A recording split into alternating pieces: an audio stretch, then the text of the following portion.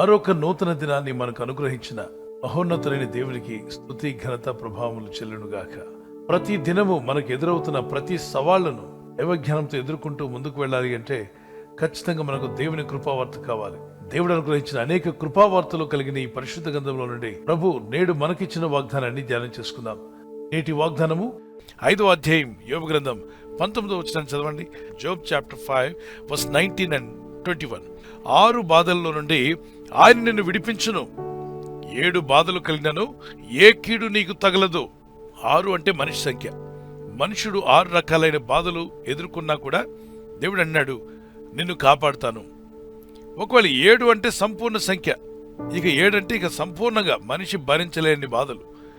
ఎన్ని రకాల బాధలు నీ మీదకి వచ్చినా, భరించలేని బాధలు వచ్చినా, ప్రజలందరూ నిన్ను ఇబ్బంది పెట్టినా, అసూయపరులు నిన్ను దుఃఖపరిచినా, నీ చుట్టూ ఉన్న వారు నీకు రకరకాల ఆటంకాలు కలుగు చేసిన, 1 కాదు 2 కాదు 6 కాదు 7 అంటే సంపూర్ణంగా నిన్ను బాధ పెట్టినా ఏ కీడు కలగకుండా నిన్ను నేను తప్పిస్తా అంటున్నాడు దేవుడు. దేవునికి స్తోత్రం కలుగును గాక.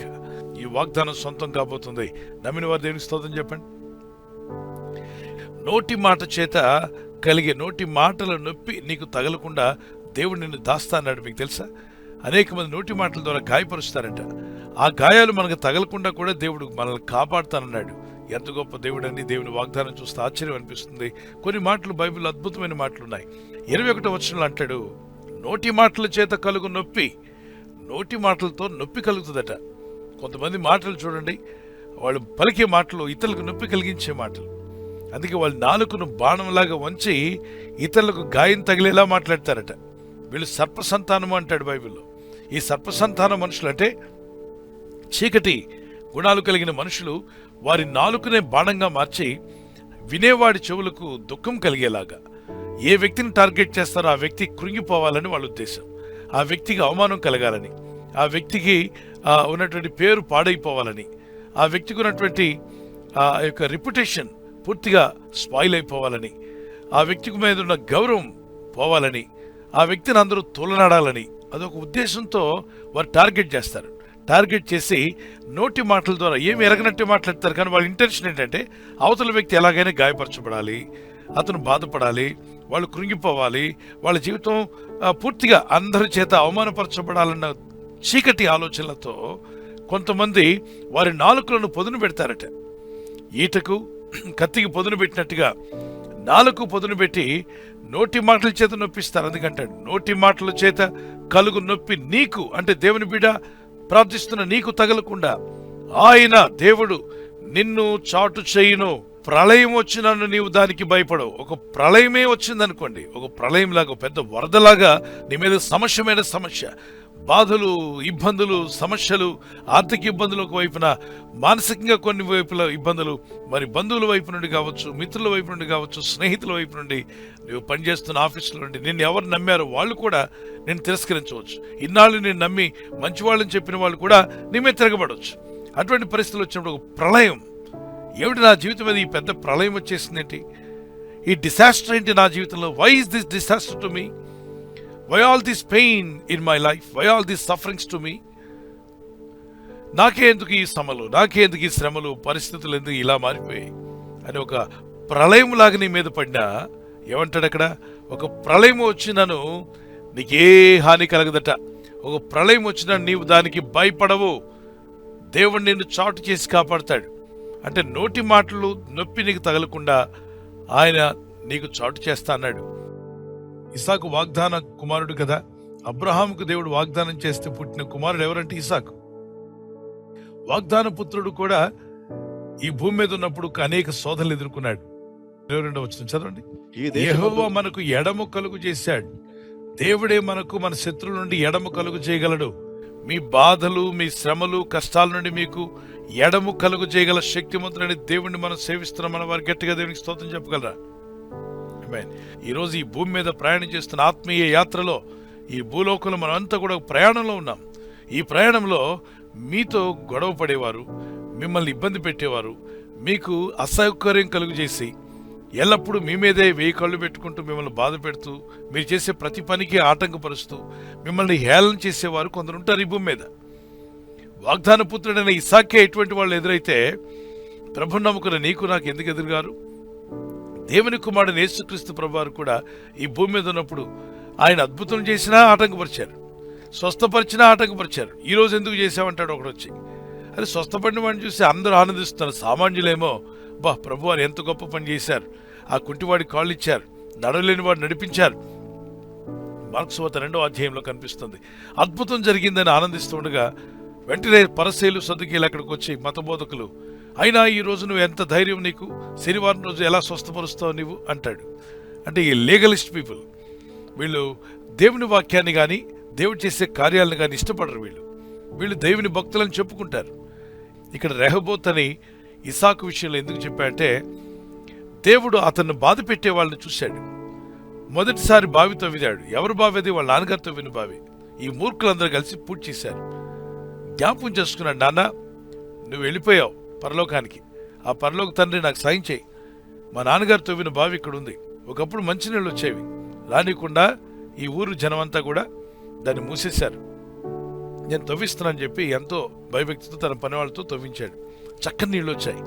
ఆ నీళ్లు రుచిగా ఉన్నాయి. చూసిన వెంటనే ఊరోళ్ళకి వెళ్ళి చెప్పారు, సార్ మీరేంటి ఇంకా ఊరుకుంటున్నారు, అతను బావి తవ్విస్తాడు, ఎవరో ఇసాకు, మంచి నీళ్లు పడ్డాయి, బాగుపడిపోతాడు, పైకి వస్తాడు, పొలాలు పండించుకుంటాడు, కుటుంబంలో హ్యాపీగా బతుకుతాడు, ఆయన పశువులన్నీ కూడా నీళ్లు దాగి మంచి బలంగా ఉంటాయి.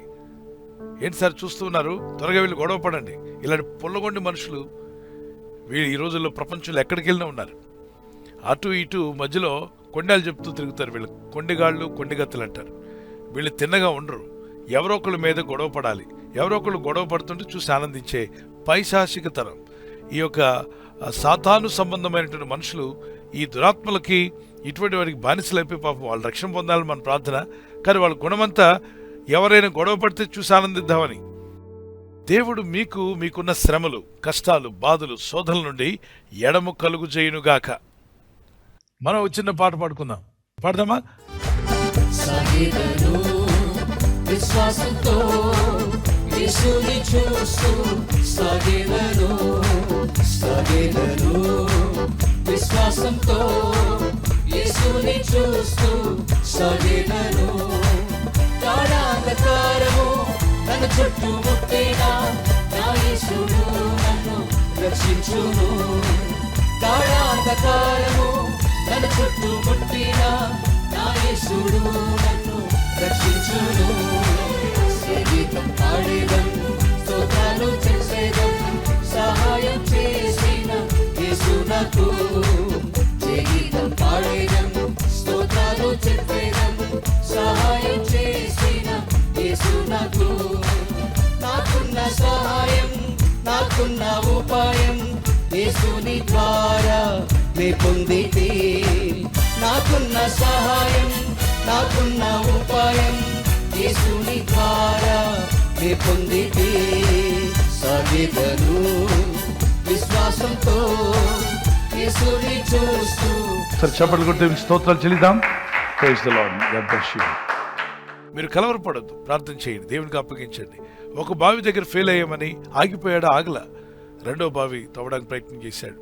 Never stop trying, never stop praying. ప్రార్థన చేయడం ఎప్పుడు ఆపొద్దు. Never stop praying, never stop trying, never give up.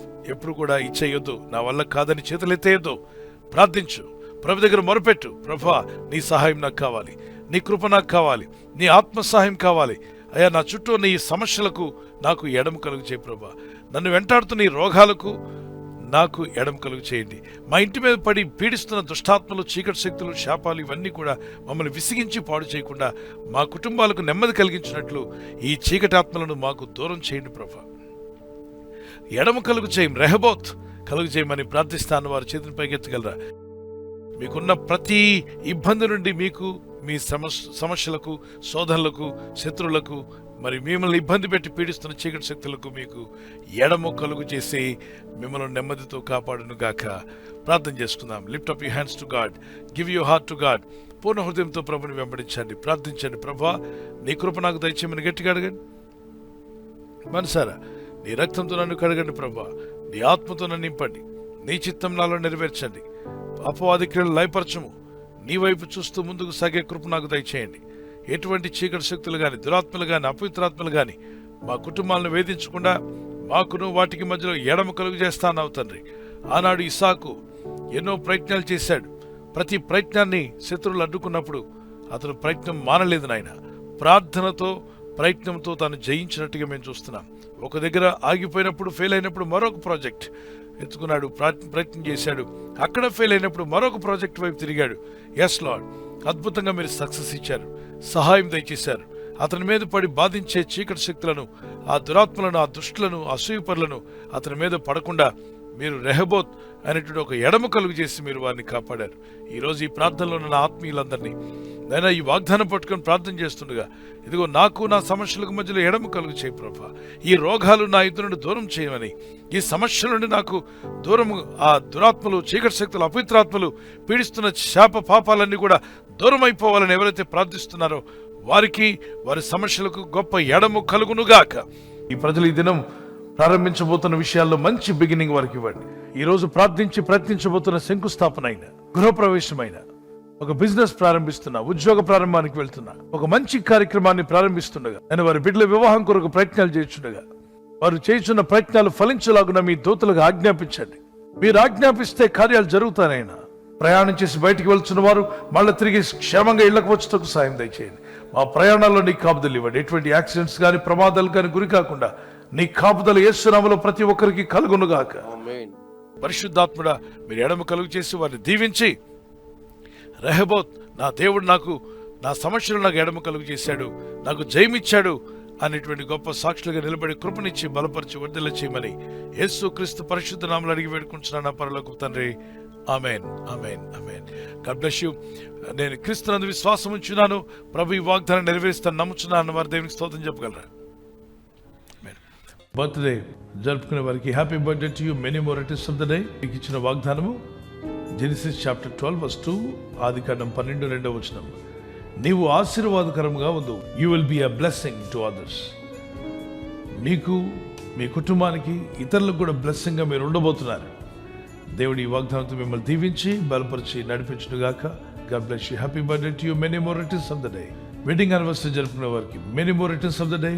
May the Lord continue to bless you as your husband and wife, as you celebrate and glorify God. The favor of God be upon you. మీ అక్కర్లే ఉన్న ప్రభు తీర్చునుగాక. మీకు వాగ్దానం జోషువ chapter 3:5, యెహోషువ 3:5.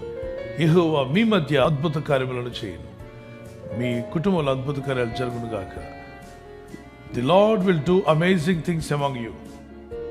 మీ జీవితంలో అద్భుతమైన కార్యాలు జరిగించి దంపతులని మిమ్మలను ఆదర్శ దంపతులుగా చేసి ఆయన మహిమ పొందునుగాక.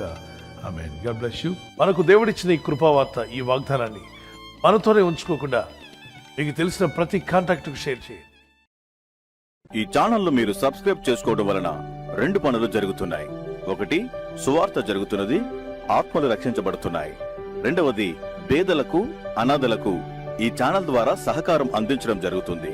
మనం సబ్స్క్రైబ్ చేసుకోవడం వలన అందరికీ సహాయం చేసిన వారమవుతున్నాం. ఖచ్చితంగా ఈ యూట్యూబ్ ఛానల్ను సబ్స్క్రైబ్ చేసుకొని బెల్ బటన్ను క్లిక్ చేయండి. మీకు వెంటనే మెసేజెస్ పంపబడతాయి.